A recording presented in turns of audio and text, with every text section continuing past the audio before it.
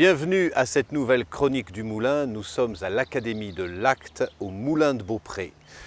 Si cette vidéo vous plaît, si cette chaîne YouTube vous plaît, c'est grâce à moi puisque je vous propose des vidéos de grande qualité. C'est aussi grâce à l'équipe qui travaille à moi, à Romain qui filme, à Delphine qui diffuse. Nous avons une belle équipe, donc si vous avez l'impression d'avancer dans votre travail, c'est grâce à moi et au travail magnifique que je propose. Si ces vidéos vous déplaisent, moi j'y suis pour rien, ce n'est pas ma responsabilité, c'est à vous de vous remettre en question. Le thème de cette nouvelle vidéo, la responsabilité.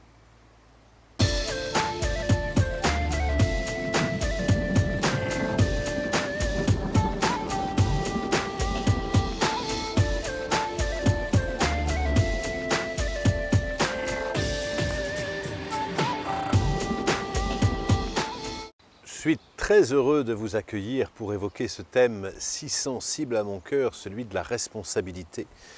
J'ai accueilli dans mon cabinet à Paris pendant une vingtaine d'années des hommes et des femmes qui venaient en séance de thérapie ou en séance de coaching pour avoir une aide, que ce soit sur un point de vue professionnel ou sur un point de vue personnel, parce qu'ils étaient en conflit dans leur couple, dans leur famille, avec leur hiérarchie, etc. Et la phrase que j'entendais très souvent, surtout au début des séances, aux premières séances, c'est pas ma faute, je ne suis pas responsable, moi j'y suis pour rien. Moi j'ai jamais voulu faire ça, c'est mon patron qui m'a imposé de. Moi j'y suis pour rien, c'est ma hiérarchie qui m'a demandé de faire ça. Alors moi j'ai fait, mais ce n'est pas ce que je voulais faire. De toute façon, je ne fais pas ce métier-là par plaisir, je le fais parce qu'il faut bien faire gagner sa vie, donc je le fais, mais je n'ai pas le choix. Dans la vie, on ne choisit pas toujours. Et vous entendez toutes ces phrases qui voudraient nous faire croire que nous ne sommes pas responsables, nous font nous écarter de notre souveraineté. Et prendre ses responsabilités, c'est retrouver la souveraineté sur le royaume de sa vie. Cette souveraineté, elle peut s'appliquer dans toutes les dimensions de notre existence. Dans le couple, moi, je me suis senti longtemps une victime. C'est-à-dire que quand j'étais en conflit avec ma compagne, avec les différentes histoires que j'ai eues, à chaque fois, c'était pas moi, c'est parce que ma compagne, elle n'était pas assez attentive, parce qu'elle n'était pas assez tendre, parce qu'elle était...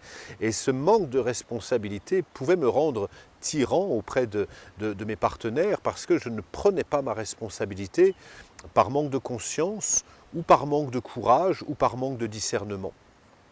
Cette responsabilité, elle n'a pas de limite. Elle s'applique aussi bien sur notre vie professionnelle, sur notre vie privée, que sur notre place dans le monde, que sur notre impact sur l'environnement, etc.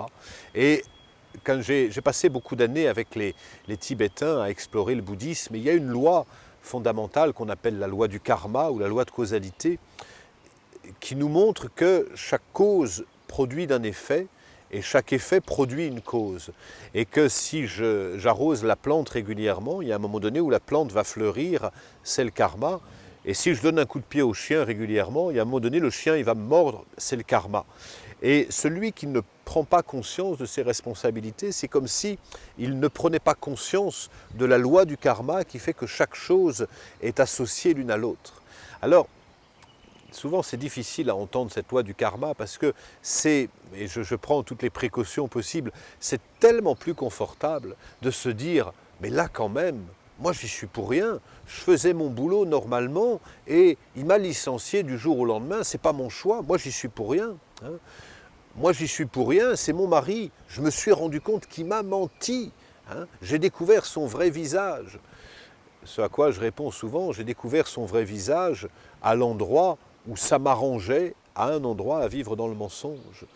Nous avons toujours une co-responsabilité. Et je prends vraiment encore une fois toutes les précautions pour dire ça, parce que je sais qu'il y a vraiment un endroit où c'est difficile d'entendre ça, que nous sommes responsables. En même temps, mon expérience de coach, de thérapeute, de formateur m'a montré que l'endroit précis où on n'arrivait pas à passer à autre chose, où on n'arrivait pas à transformer notre vie, à vivre des relations amoureuses épanouissantes, à vivre une vie professionnelle épanouissante. C'est l'endroit où on ne se sentait pas responsable de la changer.